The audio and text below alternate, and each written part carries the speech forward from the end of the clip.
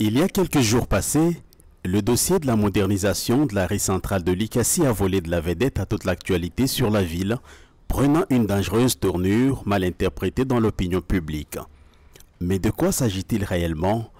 Du cri d'alarme lancé par la population au brillant accomplissement de la mission parlementaire par les honorables députés provinciaux, dignes représentants du peuple, la vérité a pourtant laissé cours à la rumeur.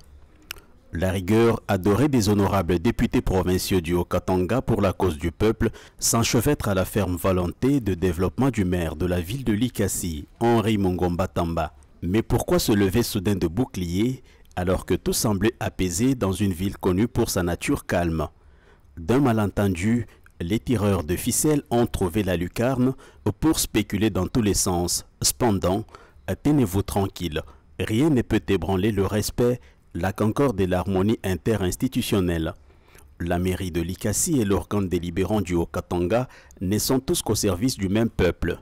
Honorables membres du bureau, honorables députés, si les chrétiens catholiques commencent une célébration par un signe de croix, je voudrais, au nom de la mairie de Likassi, présenter les excuses aux honorables députés tous, et spécialement honorable Daouté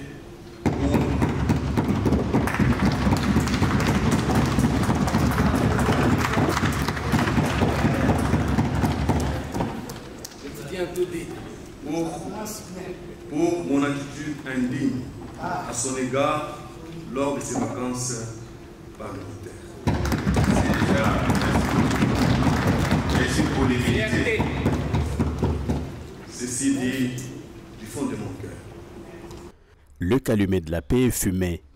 Qu'en est-il alors de l'arrêt central de Likassi, puisque c'est de lui qu'il s'agit, perçu aujourd'hui comme une boîte de Pandore? Dès son accession à l'hôtel de ville de Likassi, Henri Mungomba Tamba croise la bonne volonté de l'entreprise CNMCC pour la modernisation de cet ouvrage. Lancé en fanfare avec à la clé un chèque de 300 000 $ affiché, la pose de la première pierre reste ce moment nostalgique qui hante tout habitant de la ville de Likassi qui rêve d'une Jadoville d'antan. Lancé pour un délai de 6 mois, les travaux ont connu un tel retard que cela a tapé même à l'œil du commun de mortels. Le représentant du peuple s'en mêle. L'autorité urbaine Henri Mungomba est invité à l'Assemblée provinciale. C'est de là que la lumière jaillit pour illuminer tout un peuple affecté par une rumeur de l'éther, mais abasourdi par les explications du maire de la ville et convaincu par le travail excellent de ses élus. C'est donc consisté pour la CNMC de se choisir un entrepreneur et mettre à sa disposition des fonds nécessaires afin de réaliser l'ouvrage dont il est question aujourd'hui. Étant donné qu'aucun contrat formel n'a été signé entre la société donatrice et la mairie de Likassi, celle-ci ne pouvait jouer que le rôle d'un inspecteur et témoin laissé à distance en attendant la réception en 6 mois de l'arrêt central déjà modernisé à mettre à la disposition de l'utilisateur final, notamment la population. L'article 119 de la loi organique numéro 08/06 du 7 octobre 2008 portant composition, organisation et fonctionnement des ETD et leur rapport avec l'État et les provinces stipule une entité territoriale décentralisée peut bénéficier des dons et l'aide dans les conditions définies par la loi. Il s'agit bel et bien d'un don au vrai sens du mot. La mairie n'a reçu qu'un chèque symbolique de 300 000 $ américains de la part du représentant de la CNMCC.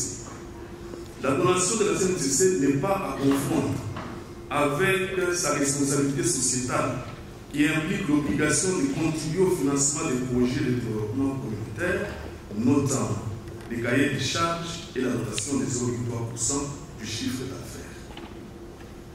Toutefois, lors de l'exécution des travaux, la société CNMCC a collaboré directement avec l'entrepreneur réduit. Celui-ci reconnaît avoir perçu un acompte de 300 000 $ américains sur le montant global qui s'élevait à 1 286 641 $65 américains. Si l'entrepreneur est invité quant à ce, il reviendra avec force. En tant qu'autorité urbaine, j'avais constaté un ralentissement des travaux de modernisation de la rue centrale. Sur ce, j'ai convoqué à mon cabinet tour à tour l'entrepreneur Gécrit et la société CNMCC pour m'enquérir de la situation. L'un évoquant l'attente de financement tandis que l'autre parlait des difficultés rencontrées dans la production, notamment l'affaire de fourniture en énergie électrique. D'ailleurs, cette raison du courant a été également évoquée lors du passage dans la société CNMCC par l'honorable Titi Biaboya dans le cadre de ses vacances parlementaires et même le ministre commercial du mine avec qui j'ai eu un entretien.